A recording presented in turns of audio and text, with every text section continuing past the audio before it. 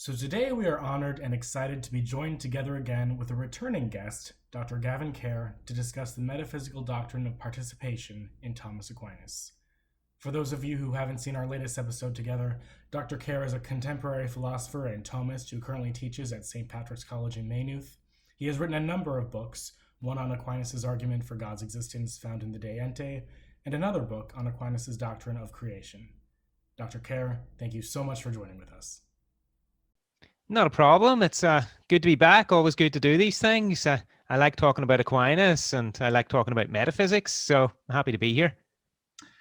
So I figured we'd first go ahead and just jump right into it by discussing sort of the brief history of participation in Western philosophy, specifically starting with sort of Plato and his understanding of participation in the separated forms, and maybe we could discuss also Aristotle's grievances towards that.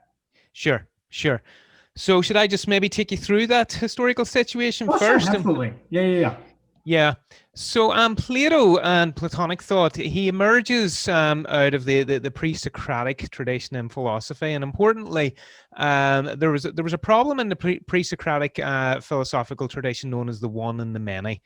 Now, the one and the many, it can be understood as a standoff between the schools of Heraclitus and Parmenides over the nature of reality. Heraclitus held that fire is the principle of all things, and the reason why he held this was because all things are subject to fire. You find a fire hot enough, it will consume everything, anything. So it seemed then to Heraclitus that fire is the principle of all things because all things were subject to it. But if that is the case, Heraclitus, inferred something here. If that's the case, then fire is always changing. It's always in flux. There's like a constant motion to fire. It's constantly consuming. And so if fire is the principle of all reality, then reality at its heart is in flux. Now, Heraclitus wasn't just observing that motion or flux occurs. He is saying that, things are constituted by the flux. And so you have the very famous statement from Heraclitus that you can't step into the same river twice. Now, how do we get unity out of the flux? Well, unity emerges from the flux insofar as, given all this flux, things start to hold together as a result of the flux. So if you think of a cocktail or some sort of mixture or a drink, with different components, you kind of need to shake it together or the components don't mix. So we're all familiar with cocktails mixing, salad dresses mixing. They have to be shaken in order for everything to sort of come together into a unity. And that's kind of how Heraclitus thought about reality, that, given all this flux, things start to mix together and become one. And so unity is an emergent and derivative feature of the flux. So flux is primary, unity is secondary for Heraclitus. But then we have Parmenides, and Parmenides, he holds the opposite view. Parmenides held that being is and non-being is not, and you can't identify the two because being is and non-being is not. And that led Parmenides to hold that, well, if being is and non-being is not, being can neither be created nor destroyed, because being is and non-being is not. Whatever is created has to come to be after non-being, and whatever is destroyed has to cease to be. So something that is created has to involve non-being in some way, and something that is destroyed has to involve non-being. But being simply is, and it can't involve non-being, so being is neither created nor destroyed. Now, importantly, Parmenides held that all change involves non-being, because something which changes is not that into which it changes, and when it changes into something, it ceases to be what it is. So it involves a kind of creation and destruction. But as we've seen, that doesn't apply to being, so being cannot change. So being is not in flux. Flux is an illusion. Okay, it's not a real feature of reality. So on the one hand, you have Heraclitus saying that reality is in flux and unity just emerges from the flux, and then on the other hand, you have Parmenides saying that being is unified, stable, one. There is no change. There is no multiplicity. Okay, and that was kind of the standoff in pre-Socratic philosophy. Now, when you get these polar opposite standoffs in philosophy, you can either take a side, you can either just bed in or take a side, or you can have a nuanced third position, which grants the insides of both the positions, but develops its own position, which is able to grant the nuances of both positions, everything that is good, true, and noble in both positions, but reject what is bad. And this is what Plato and Aristotle did. This is how they advanced the philosophical problematic beyond the pre-Socratics. They were able to give an account of the one and the many, which recognized the unity, but also the diversity of being. And so we see a significant advance in the philosophical problematic with them. So that's a bit of a prelude to Plato. Do you want to kind of, stop there, or do you want me just to get straight into Plato from there? No, I think what you said is rather straightforward. As I understand it, Parmenides also hold that there couldn't be multiple things in existence just because you'd have to have something outside of being to differentiate it, but there's nothing outside of being except non-being. So not only is everything being and unchanging, but everything is sort of one, a monism. Yeah. So if you want to try and picture being, it's like a sphere, and it encompasses everything. So everything is just swallowed up into this sphere of being. Yep. Gotcha. Okay. So Plato's insight into the solution to this. First of all, Plato had philosophical influences which stress both the unity and the diversity of being. So he was a student of Cratylus, and so what we know about Cratylus is that he was a follower of the Heraclitean school, and it suggested that he, contrary to Heraclitus, whereas Heraclitus says you can't step into the same river twice, Cratylus said you can't even step into the same river once. Because there is, if we hold the flux doctrine, there isn't even, this unified entity, which is the river there.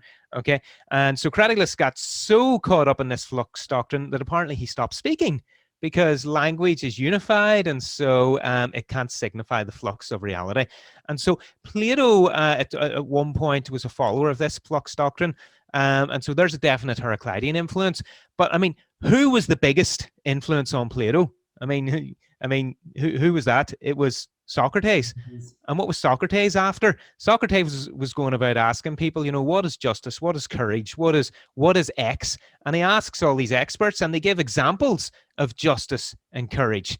But Socrates turns back to them and says, well, no, I didn't ask you for examples. I wanted to know what it is about those examples that makes them instances or examples of justice and courage and all the rest. He's looking at the essence or the unifying features of justice and courage and all the rest by which they can be called or identified justice and courage. So Socrates is after the unity of things, the universal natures of things, whereas, Cratylus, follower of the Heraclitean school, emphasizes the flux. So Plato has these, influences upon him, and Plato's central insight, and it's an insight taken up by Aristotle, and it's an insight taken up by Thomas Aquinas later on, but it goes back to Plato.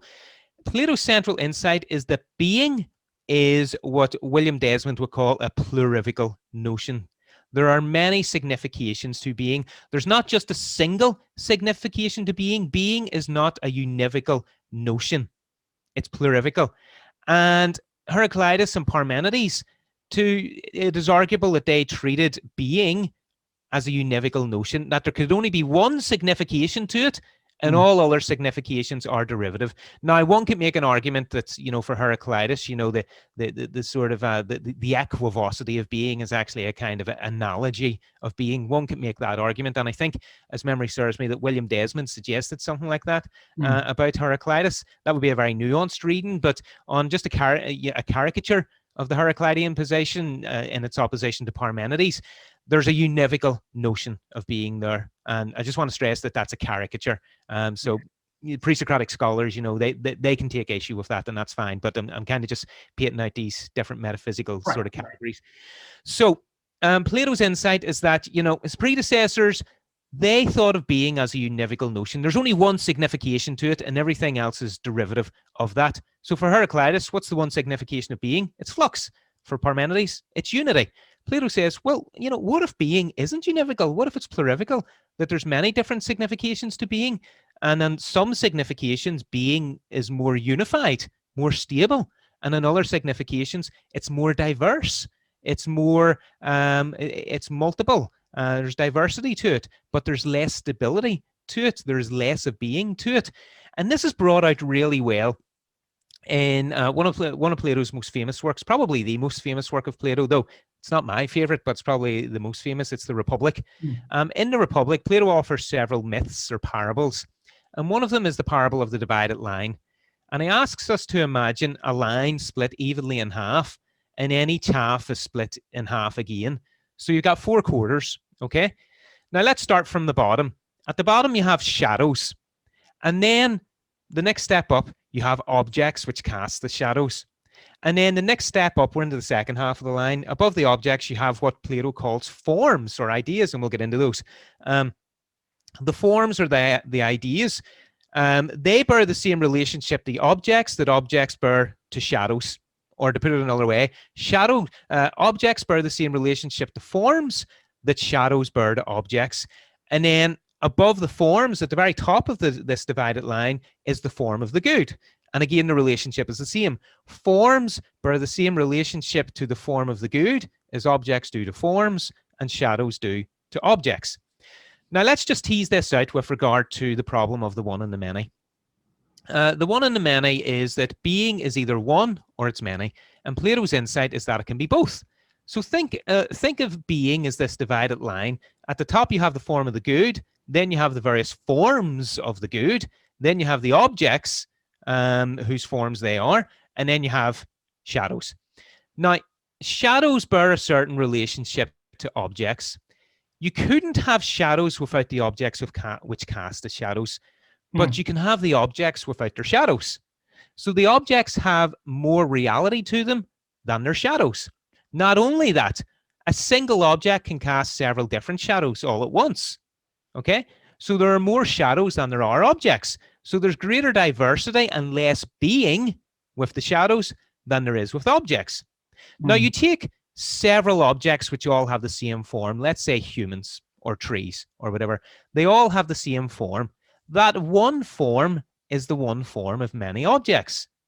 And just as the objects have more reality to them than the shadows that they cast, so too does the form have more reality to it than the objects of which it is the form. Because you take away the objects, you still have the form. But if you take away the form, you don't have the objects. So again, there's greater diversity with the objects, but lesser reality. Greater unity with the form and more stability or more reality. And then at the very top, you have the form of the good. And this is the single form of the good. And all the other forms then are imitations, or what we're here to talk about this evening, participations in the form of the good. And that participation relationship, as we see, goes all the way down that line. Now, the good is what is most stable and most unified. Okay, because there are many forms of the good, and you could take away these forms, but you'd still be left with the form of the good. So the higher up the line you go, the more stability, the more unity you get, and that's granting the Parmenidean approach to reality. The higher up the line, the more unity. But the further down the line you get, the more diversity, but the less stability, okay, the less reality that you have. And that's being for Aristotle, not for Aristotle, for Plato. That's what being is like for Plato. And that's how he gets out of the one and the many. Now, that understanding of Plato's thought, we can really go into some depth in Plato's thought, and we can trace his development of the theory of forms. But that's a very sort of classic presentation of Plato's theory of forms, that objects depend upon or participate in their forms in order to be the objects that they are. Just as the shadows participate in their objects, so too do objects participate in their forms. So that relationship of participation goes all the way up the line. So how's that for beginning? I think that makes a whole lot of sense. The one thing that I'd probably ask is does Plato understand the relationship between the forms and concrete instantiations of the forms? Does he understand it at all as effect to a cause? Like do the instantiations depend upon, in the manner of an efficient cause, upon the forms, or how does that work? Yeah. So Plato, as we're going to say, Plato's a bit coy when teasing out this notion of participation and the relationship. But it seems that the form is it's the essence or the exemplar, the measure, and arguably the cause of the thing whose form it is. So obviously it's the essence or the exemplar of the thing whose form it is, because the thing wouldn't be the kind of thing that it is were it not for the form. It is the measure of the thing whose form that it is, because it's the perfect instance, of the form. The form of man is the perfect instance of man on a certain reading of Plato, on a reading that Aristotle gives of Plato. The form of man is the perfect instance of man. So all men are measured by this form of man. But one could also argue that the forms are also the causes of the things of which they are forms, because such things, the objects, they simply would not be were it not for their forms. Take away the objects, you still have the forms, but take away the forms and you don't have the objects. Now, there's not an altogether worked out theory of efficient causality in Plato. At least it's not there. At least it's not evident. One would have to dig under the surface and do some hermeneutical work. It could be argued that exemplar causality is efficient causality for Plato, precisely because the causality is one which is, you could say, in a vertical sense, it's going upwards, so that the exemplar does bring about the objects of which it is the exemplar, and that seems like efficient causality. I would be sympathetic to that reading of Plato, that his account of participation does involve efficient causality. Okay, very, very interesting. Okay, and then so now with respect to Aristotle sort of rejects the theory of Platonic participation, and he says in Metaphysics Book 1, he sort of says that the Pythagoreans say things exist by imitation of numbers, and Plato says they exist by participation and just change the name. But what that participation or imitation of the forms could be, they leave it open question. Yeah. So Aristotle, yes, he's friends with the Platonists, as he says, but he's friends with the truth more. Student of Plato for about 19 years. So very, very much in there with the Platonic school. Now, but he rejects the theory of forms for a number of reasons. Such as, the third man one is the most famous reason for rejecting the theory of forms. So that if you have several men, then you have the form of man by which they are men. But if the form is meant to give an account for what several men have in common, and the form of man is a man, then there's something in common between the form of man and the several men of which it is a form. So you need a third man, another form of man, to account for what's in common between those. But then that third man is a man, so you'll need a fourth man and a fifth man. We'll just multiply that. So, Aristotle, he rejects, the theory of forms, and he also rejects the theory of participation as well, because as you saw that sort of sarcastic remark, the Pythagoreans, they talk about imitation of numbers. The Platonists, they just change the name and talk about participation. Aristotle, he follows remarkably Plato's insight into the resolution of the one and the many, that being is a plurivocal or analogical notion, that there's some sort of primary analogate of being, and then there's secondary analogates which have their signification as beings by reference to this primary analogate. Now, for Plato, that primary analogate was the form of the good, and then everything sort of filtered down into greater multiplicity and less stability, less being from there. For Aristotle, it's in substance and accident, that the primary analogate of being is substance, and the secondary analogates are accidents. Accidents would not be without substance. Substance is something which is in itself, and substance is a composite of act and potency. So actuality, the actuality of substance, is the primary signification of being, and then potency it only is insofar as it relates to actuality in some sort of way. And so this is, Aristotle's notion of the composition of form and matter, that matter stands to form as potency to act, and form stands to matter as a act to potency. Now, the central Platonic insight is there, that there are degrees of reality, but whereas for Plato, the degrees of reality was on a hierarchy of beings, the form of the good, the forms, objects, they're all beings. The hierarchical ordering for Aristotle is within one and the same being, which is the substance. Okay, so he grounds it, in the unity of the substance Mm. that accounts for the unity of being. But within the substance, there's also, this plurivocity of metaphysical components which are composed together. Now, is there a theory of participation in Aristotle?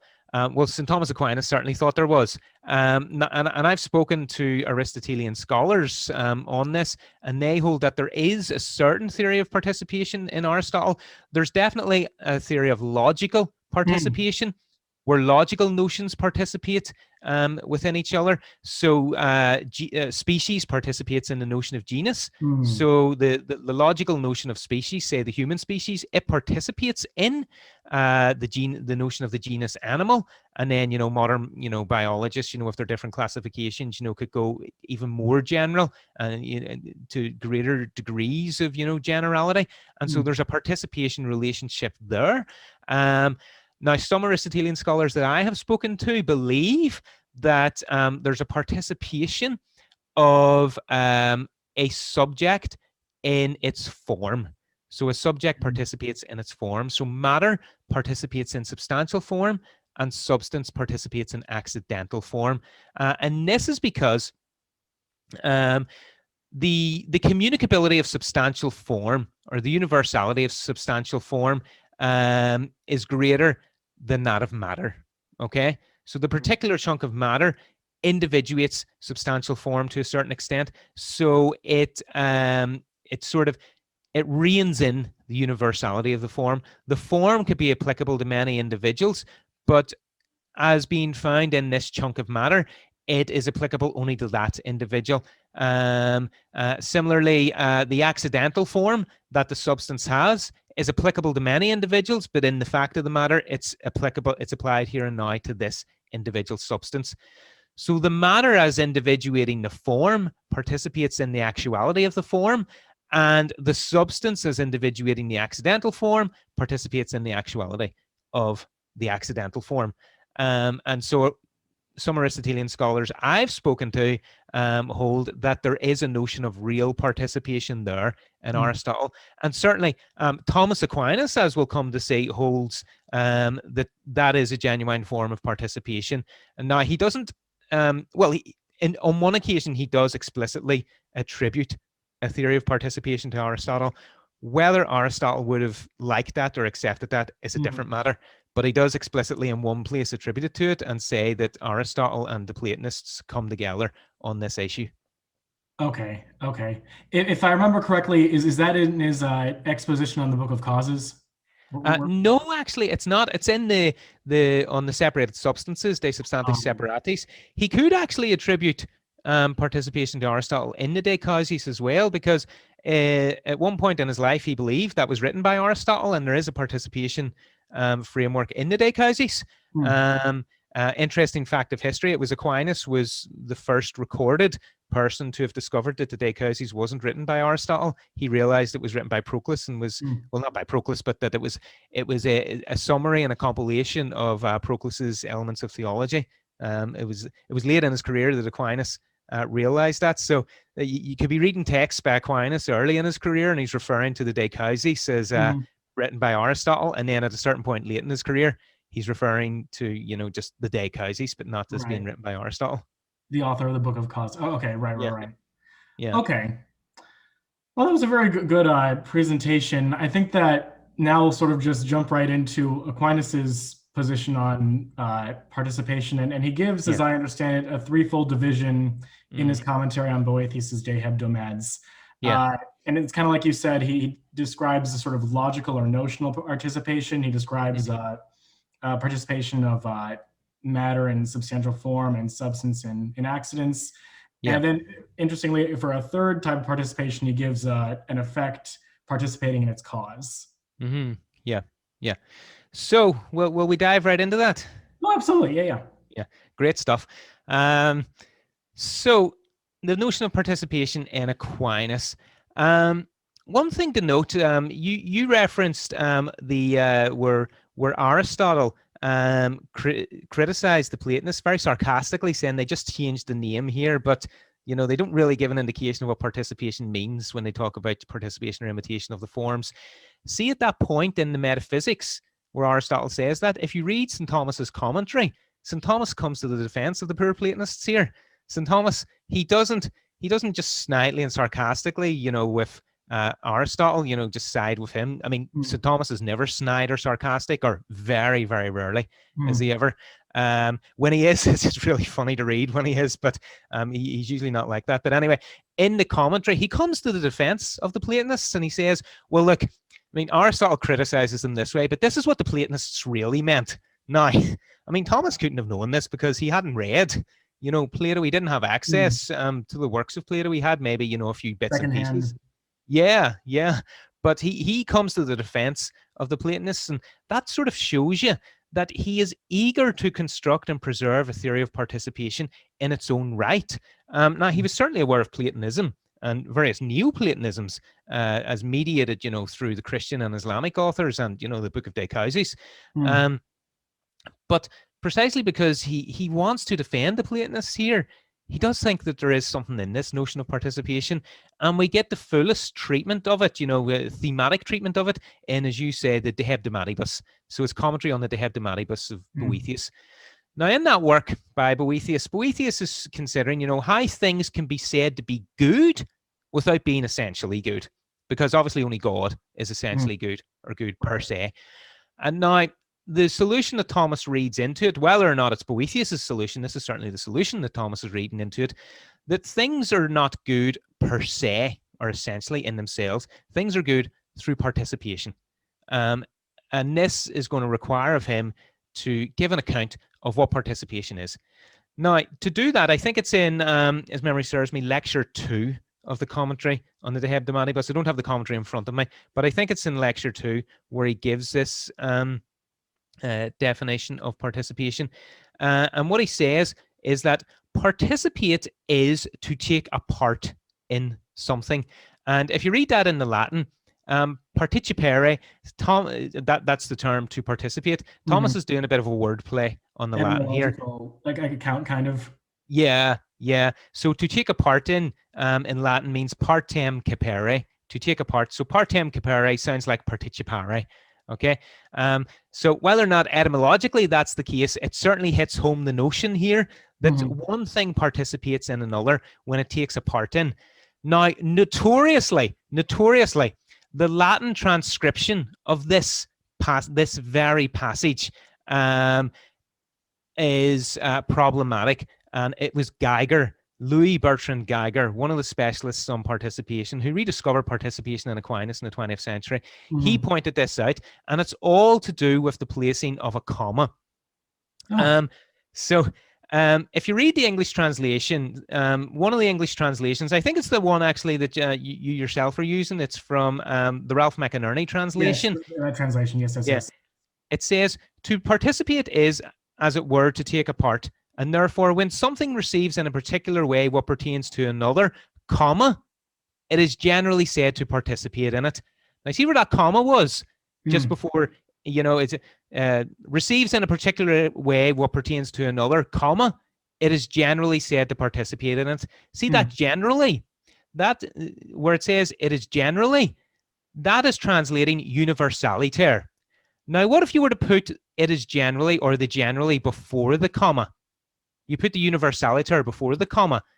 The alternative translation, and this is borne out in the Latin, when you put the universaliter, that generally clause before the comma, it reads, to participate is, as it were, to take a part, and therefore, when something receives in a particular fashion what pertains universally to another, it is said to participate in it. And it was Geiger that pointed that out. And Geiger pointed that out, that when you place the comma after the universaliter qualifies, what pertains to another. So participation then means that when something receives in a particular fashion what pertains universally to another, then it participates in the other. So that just points out the difference that a comma makes. Some people. Right. So would it be correct in saying then that this is Aquinas's sort of exhaustive treatment of participation? This isn't just like, okay, for the most part, this Mhm. is what participation is. This is like his exhaustive account of the different types of participation, right? Exactly. On that second reading, which has the universality before the comma, um, we get that this is Thomas saying, look, this is what participation is. Mm-hmm. Not, this is just generally, this is the general notion of participation. No, this is what it is, and that's more characteristic of Thomas. When Thomas is going to lay out something, he's going to say, look, this is how it is. You Right. know, it is for three reasons. This unfolds in a threefold manner. It's always threefold for Thomas for some reason. Uh, But I'm led to believe that polyographically speaking, the manuscript tradition brings out better the universaliter appears before the comma, and it also fits in with Thomas's general thinking on participation, that it's to receive in a particular fashion what pertains universally to another. So I don't like the McInerney translation on okay. the basis of that, because it doesn't bring that out. Right. No, I'm not a polyographer, so I can't speak to the polyography to the manuscript tradition. Mm. The Leonine edition of this is available. Anybody interested, they can go and read the Leonine on this issue. And then indeed Geiger, he brings this out in his book on participation in Sure. Aquinas. But this is just a nice sort of note that we should all read Latin, and we should all read Thomas in Latin, because we could very easily be led astray by the translations here. Got my copy of Wheelock on my shelf right now. Right. Excellent. That's what I used to learn Latin was the Wheelock book. Okay. Yeah. Yeah. So I'm going to be entering into my my third semester of Latin next year, so hopefully that'll excellent. go well. Yeah, I took one summer. I think it was 2004 or 2005. I took that summer. Took a couple of months of that summer to complete Wheelock, and then started reading Aquinas to build up my vocabulary. So yeah, it's a beautiful language, wonderful language to learn. Gotcha. We discussed Aquinas's definition and then sort of the problems of translation with it, Mm-hmm. and now we could discuss Mm-hmm. Aquinas' threefold division, and as I understand it, he holds to a participation of concepts, as you said, with genera and species, and then participation of matter and substantial form and substance and accidents, and then Mm-hmm. the participation of effect participating in its cause. And he says, as man is said to participate in animal because he does not have the notion of animal according to its full extension or universality, for the same reason Socrates participates in man. Yep. Then for matter and substantial form and substance and accidents, so too the subject participates in its accidents and matter and its form, because the substantial accidental form, which of its own notion is common, is determined to this or that subject. Mm-hmm. And Yep. then finally, it's participation of an effect to a cause.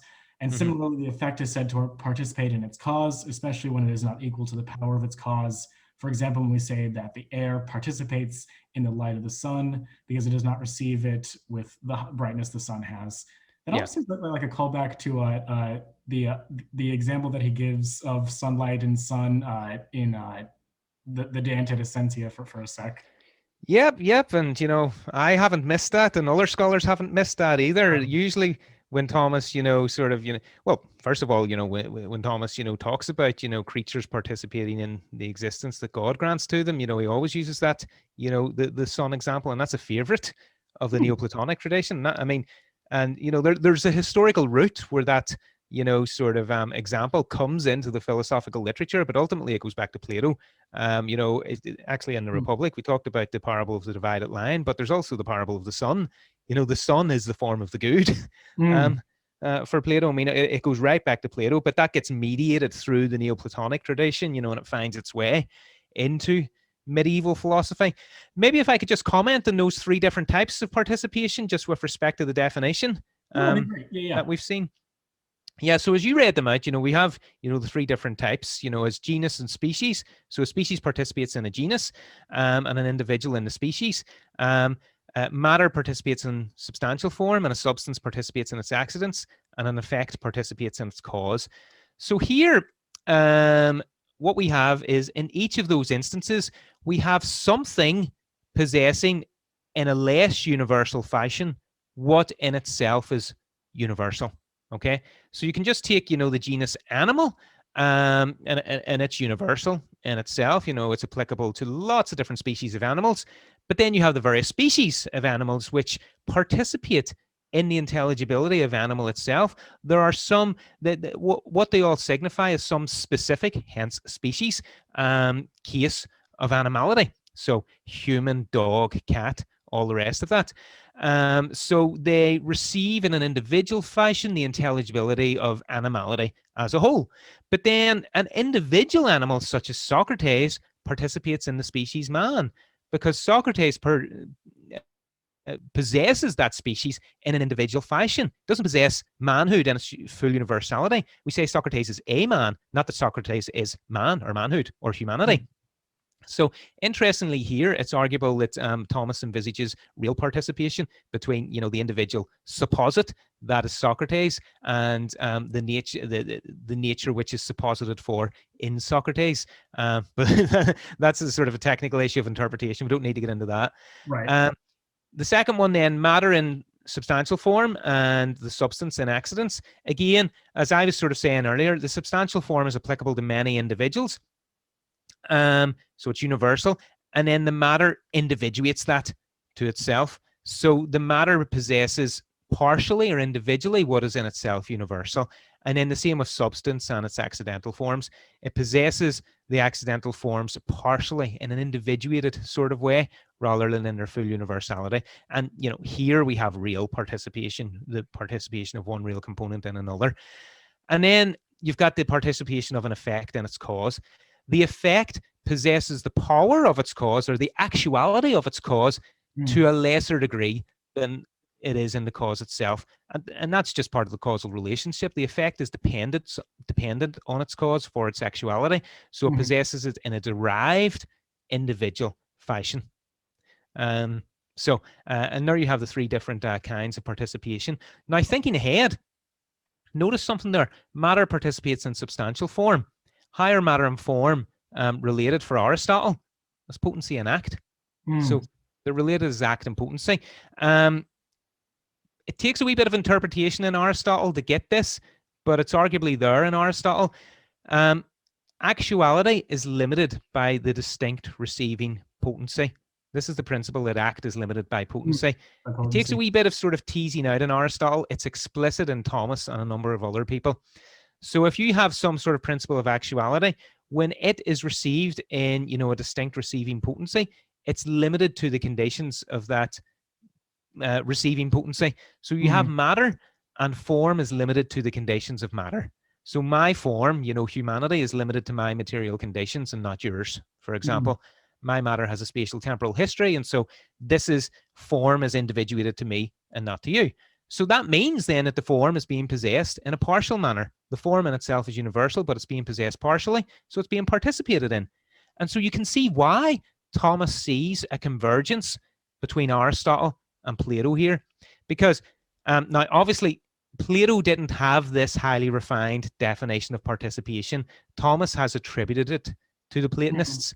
So, but you can see why Thomas thinks that Platonism and Aristotelianism come together here, because if potency participates in actuality, and the Platonists have a metaphysics of participation, participation in form, then that sort of metaphysics of participation, what the Platonists describe through participation, Aristotle is describing through act and potency.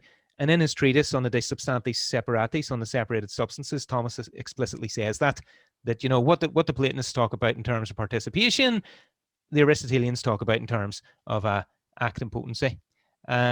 So, yeah. Very interesting. Yeah.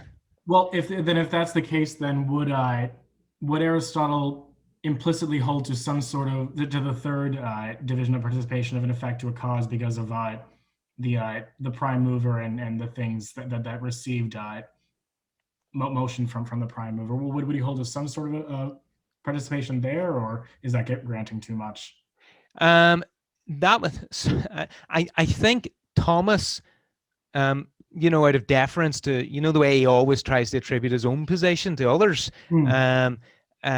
would try to kind of really wrangle that out of Aristotle. Okay. Whether you can get that in the historic Aristotle, it's doubtful. Right. But interpretations of Aristotle can go in every direction just because of the nature of the texts as we have them. One could argue that, in Aristotle's metaphysics of causality, the way you've got the four causes, the efficient cause, the final cause motivates the efficient cause to actuate the formal cause in the material cause. So there's a kind of a descending scale of dependency here. The material cause has the least degree of actuality, then the formal cause has more actuality, then the efficient cause even more actuality, and the final cause the greatest degree of actuality. One could argue that there's a participation relationship there, with participation understood as possessing in a particular or in a less universal way what in itself is more universal. So you've got degrees of universality of actuality in the relationship of the four causes. But again, just to repeat, that definition of participation that Aquinas gives, you can't find that in Aristotle, you can't find that in Plato. And Geiger says you can't find that in the history of philosophy until you get to Aquinas. Aquinas is the first to offer that definition of participation, according to Geiger. Certainly in my reading, whilst you would maybe find in Avicenna and some of the Neoplatonists thoughts which certainly coincide with that definition of participation and, are in accord with it. So one could say that these thinkers had that in mind. I've never seen a definition of participation like that explicitly affirmed until we get to St. Thomas. So that's an empirical claim. I mean, that's easily falsifiable. There could just be some text. Right. History might say, okay, we've discovered this new text. Right. But so far, it seems like Aquinas was the first to come up with an explicit, rigorous definition.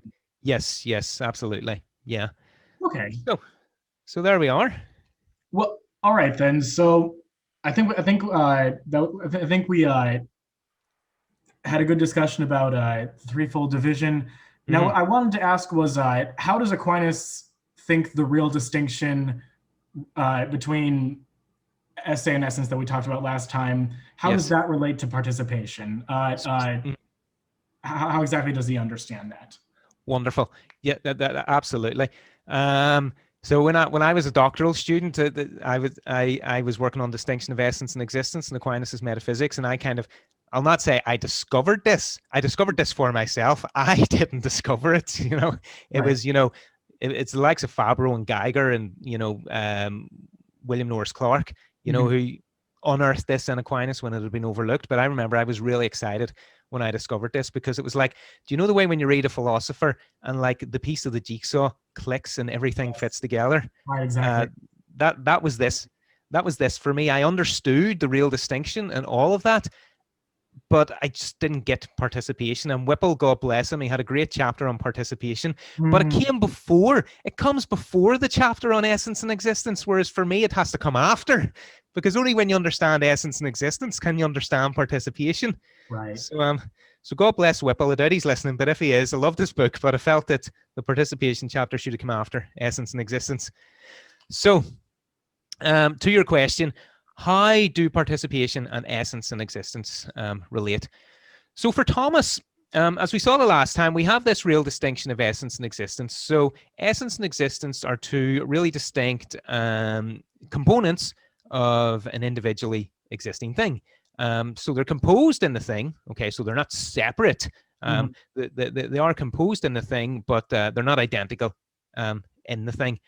So they're these metaphysical components, and they relate as act to potency. So essence stands in potency to existence as act. Existence actuates the essence, and it gives you the real individually existing thing. Now, what did we just say a little bit earlier about the relationship of potency and act? Act is individuated by a distinct receiving potency. As such, that potency participates in the actuality. So essence individuates the existence that it has. And existence is individuated to the essence whose existence it is. So my act of existence is mine. It's not yours, and it's not my daughter's. I possess this act of existence. I had this act of existence prior to my daughter having her act of existence, and my two sons as well. And God willing, I will lose my act of existence before they do. Okay. So the essence participates in its active existence insofar as it individuates its active existence. And that's fully in line with the definition of participation. To participate is to possess in a particular way what in itself is universal. Okay, so essence participates in the active existence. But what kind of participation is this? It's not the participation of genus and species, and it's not the participation of matter and form or substance and accident.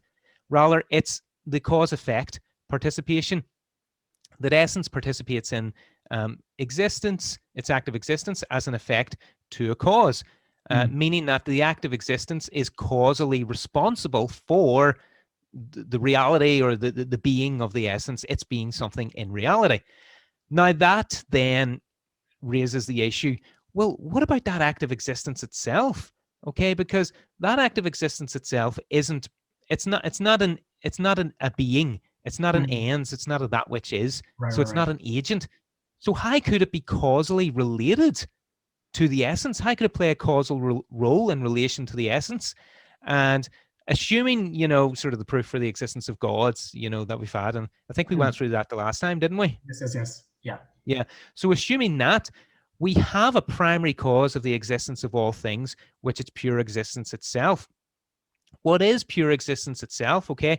The active existence participates in or is a certain similitude of pure existence itself.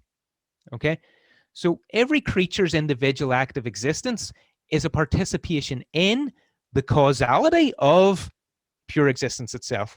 That agent, that being that is pure existence itself, causes the individual acts of existence of all the things that actually exist, and the essences they participate in those individual acts of existence. To put it properly, God, as pure existence itself, causes the individual creature to exist with its metaphysical components of essence and existence. Okay, so all creation then participates in the causality of God, and there you have that cause-effect participation, that third kind of participation, and that's what characterizes creation. And in a number of places, Aquinas talks about or alludes to the relation of creator and creature as that of the sun and the things enjoying the light of the sun. You get that in the De Ente just prior to the proof for the existence of God. You get that in a number of other places as well. And also, interestingly, just before the proof of God in the De Ente, when Thomas goes through the different kinds of multiplication, the third kind of multiplication is when you have some separated source in which others participate. And right.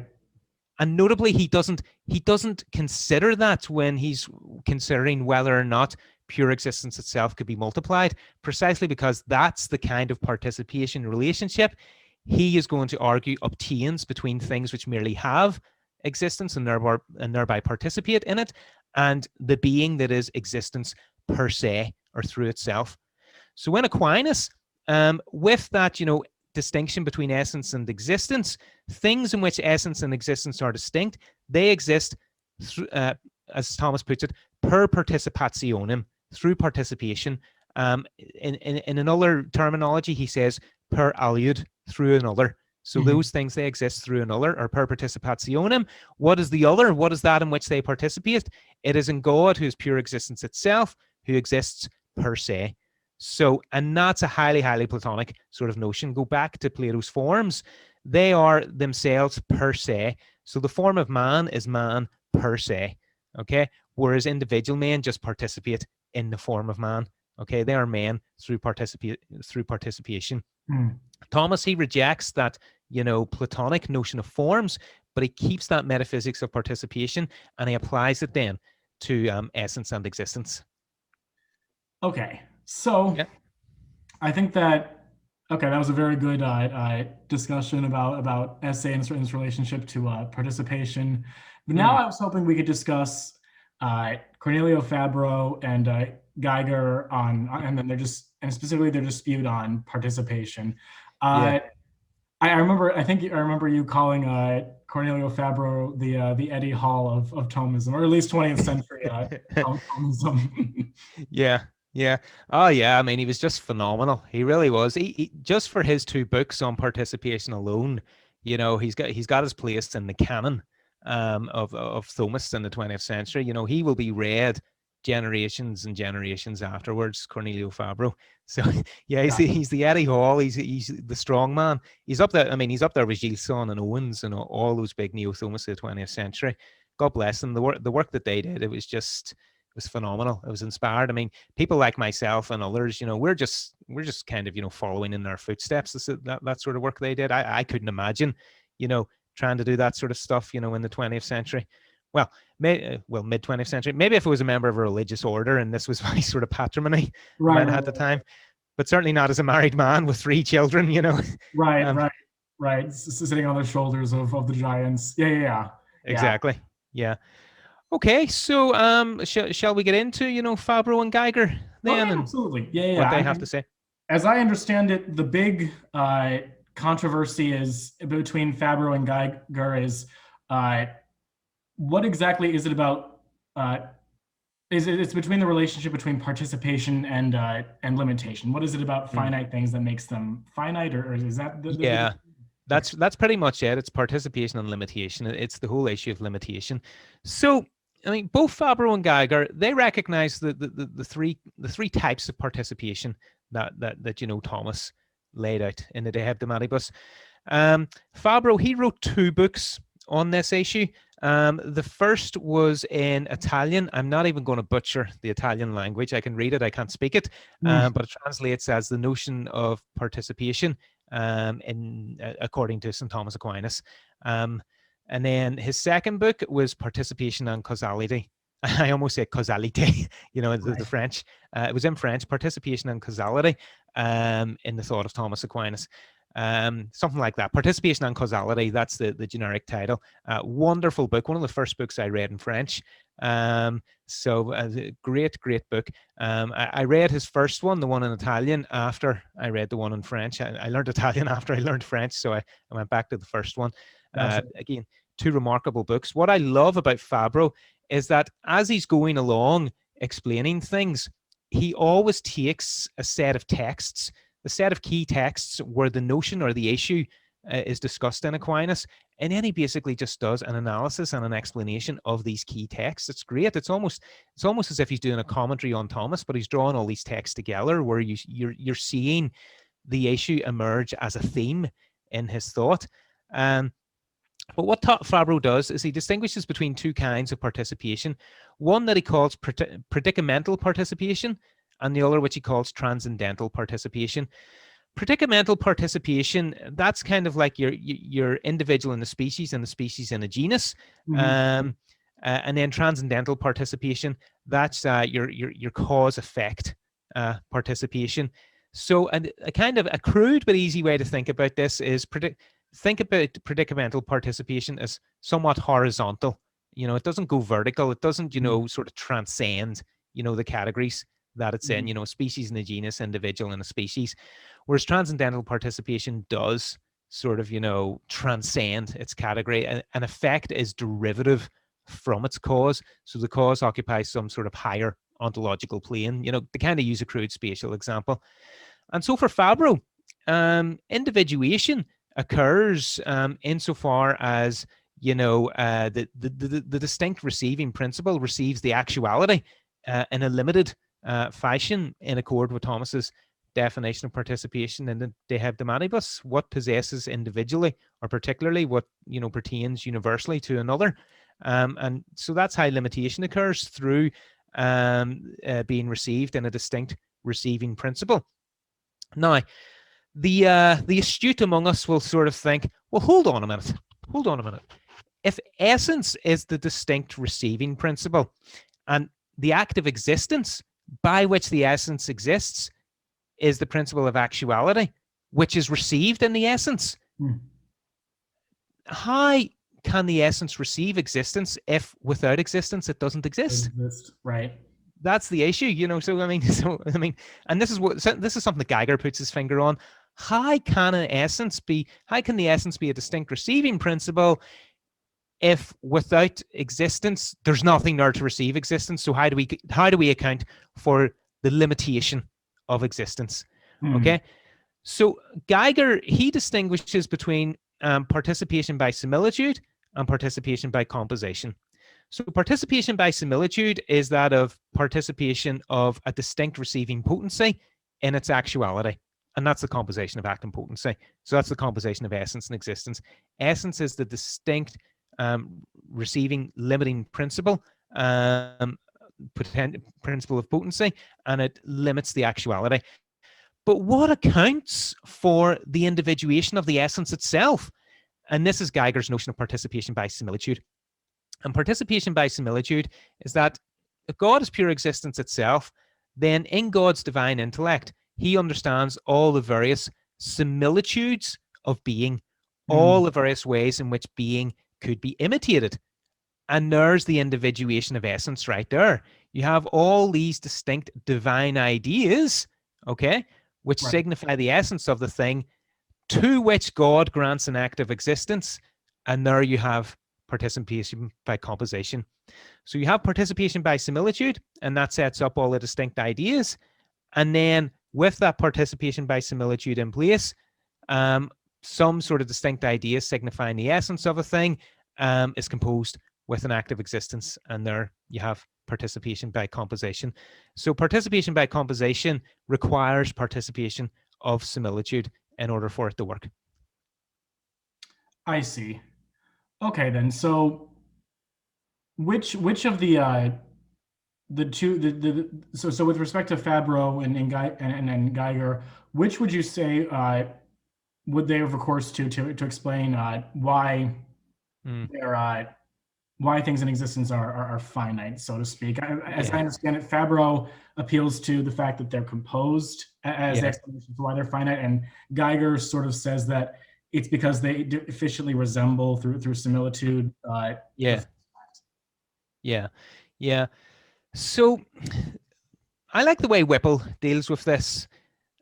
The composition, limitation by composition, is generally Thomas's way to go here.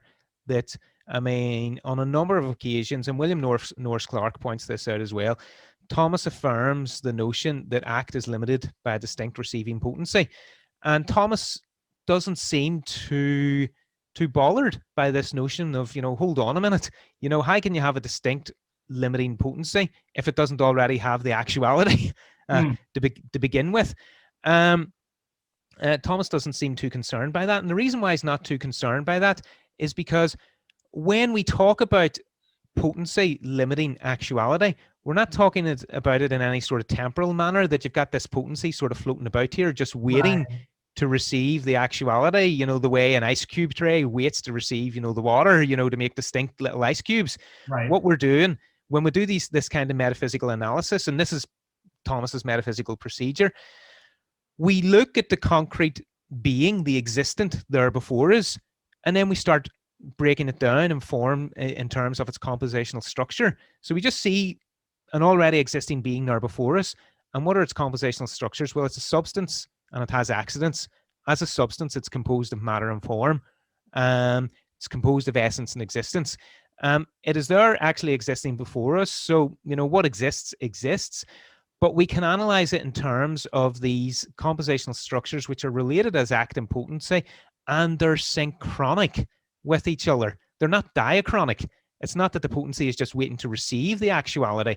It's simultaneous. In the metaphysics of creation, when God brings a creature into existence, he brings the creature into existence all at once. At any moment that it exists, he is bringing it into existence all at once, simultaneously, with its various compositional structures. That creature being in existence, then we can analyze its structures and we can see its various principles of potency, and the fact that they delimit the scope of their principles of actuality, so that we can see in an individually existing thing, its matter delimits the scope of its form, or its essence delimits the scope of existence. And that's why Thomas is not embarrassed about talking about potency limiting actuality, because he's not thinking in a diachronic sort of manner. He's thinking of synchronically here, that the act and potency being composed simultaneously with each other, and not in terms of a process of becoming. That being said, Geiger's notion of participation by similitude does have something to recommend it when it comes to the metaphysics of creation, because in the metaphysics of creation, when God creates, he knows what he creates, and he knows what he creates in terms of knowing his own essence. And in knowing his own essence, he knows every way in which his essence could be imitated. He knows what's open to his power, so he knows all the various similitudes of his essence. So it seems to me that there is room there for this notion of participation by similitude. But I think that what that notion of participation by similitude does is it highlights or it illuminates something that maybe Fabro doesn't really shine a light on in focusing on participation by composition. I don't think that there is a real significant standoff between Fabro and Geiger. I do think they're complementary. And I like the way, Whipple just points that out, that, Geiger's position about the limitation of essence, it has something to recommend it. Okay. Gotcha. Okay. Oh, very good. All right.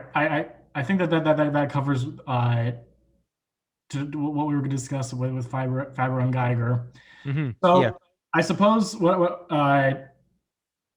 to close maybe the episode, do you have any maybe final thoughts or recommendations for reading on Aquinas's participation metaphysics? I've got both Whipple and selected works of Fabro like right next to me on my desk. But do you have any particular favorites? Yeah. So Whipple really for anything on Aquinas's metaphysics, but especially for this sort of stuff, Whipple is your go-to guy. His textbook, The Metaphysical Thought of Thomas Aquinas, it is magisterial. Anything that comes after it will have to try to do better than it, put it that way. And everything that comes after it has to include it in some sort of way. If you're going to do Thomistic metaphysics and you haven't read Whipple, then your doing of Thomistic metaphysics will be severely limited. Right. So Whipple definitely, but also William Norris Clark. His book, The One and the Many, but before that, his collected articles, Explorations in Metaphysics. He's got a number of articles on participation, on the limitation of act by potency, and on the metaphysics of participation, and whether Thomas was a Platonist or an Aristotelian. William Norris Clark, excellent sort of stuff. Any more advice? Learn French and learn Italian, because it doesn't look like... Yeah, sorry, go on. And Latin. Yeah, and Latin. It doesn't look like Fabro and Geiger are really going to be translated anytime soon. I know there's a project of translating Fabro, but sometimes I think that's the cop out. You got to read it in the original. You got to hear Fabro speaking to you through the language that he is using. Learn